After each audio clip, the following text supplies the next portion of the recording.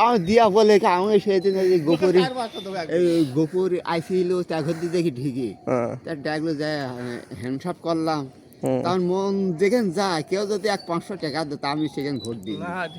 আমি হচ্ছে 1 টাকা খাই না আমি একদিন চেনো নাকি তুমি আগে আইছিলে না আনসারের বাবা হচ্ছে দোকানে বসেছিল মাথাটা তো হচ্ছে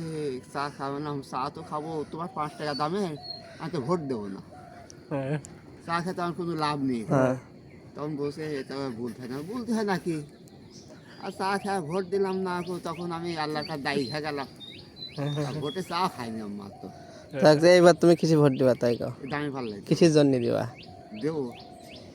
দামি পাল্লা লোক বেনামাজি সহজে থাকে না এই জন্যই দেবো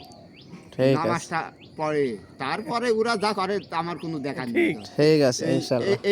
এইটার জন্য আমি তো ঠিক আছে চাষি দেবে তো হ্যাঁ ও কাম আচ্ছা ঠিক আছে